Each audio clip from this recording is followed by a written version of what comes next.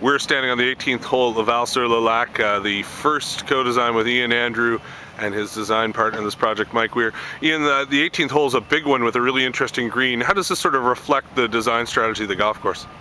The 18th is a Redan-style approach where the green falls from front right to back left, and what Mike and I wanted to do is we wanted to have a little bit of variety in the greens where some fell, rather than having everything conventionally fall from back to front, we felt it was really important if you want to bring out some shot making is to make the greens fall in different directions. So the first falls from left to right. We've got greens that fall from front to back, and we've got them on all sorts of different angles, so you may even have to feed a ball in by playing short and using the slopes, or turning the ball either right or left just to try and hold the ball into the slope. We just felt that that was a great way to identify who's a better shot maker. We want to identify the shot makers, not who's long. That was one of the emphasis we really put on the architecture. Mike's been here a bunch of times now, actually. What's can you sort of explain? I mean, I think people have a perception of what a tour pro does on one of these projects. What's he brought to this one? Well, I think the 16th is probably the best example of where he's had a huge impact. Mike had a real clear vision on what he wanted to do, and saw a green that, whether it's the hole at Quail Hollow or whether it's the 10th at Riviera, is certainly a very counterintuitive approach where the green slope actually falls from right to left, even though the play's coming in from the other side. And what the player has to do is actually really think carefully about the position they're playing for.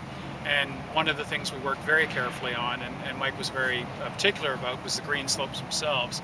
So the green has a very subtle fall from right to left, and because of that, you've really got to make sure either you're cutting a ball into, cutting a ball into that side, or you're going to have to play well left to get good position. And so one of the things I really enjoyed was we shortened the hole.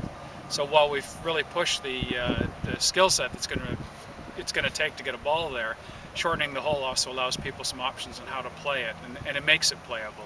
So it's been good that way. There's been lots of discussion about this as a potential site for the 2017 Canadian Open. I mean, how do you make a golf course, this is maybe the last thing I ask, but how do you make a golf course function at a members level, because this is a members golf course, a private golf course in Montreal, and potentially at the the upper elite levels?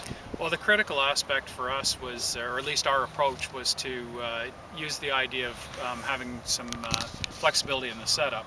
So because we've got no rough around the greens, and because we've got a lot of contour in the greens, and particularly followays at the edges, the idea is to actually set everything up firmer and faster, cut everything tighter, whether on the greens or on the slopes on the sides, and that way start to push the pins into closer to the edge. And with the extra green speed, and with the fact that the ball will get away a lot easier, this is a way of putting a real premium on accuracy and putting a lot more pressure on the players. All you've got to do now is raise the height of cuts on the edges, move the pins to the interiors, and now you've got some playability for the members. And the one thing we looked at it is the good player is always going to try to play those wedges off the tight lies, which is pressure. Whereas for the member, with all that short grass around the greens, they're going to putt, they're going to chip, they're going to play pitches, but they'll always play whatever suits them. So in that regard, short grass actually favors the member and the playability as well.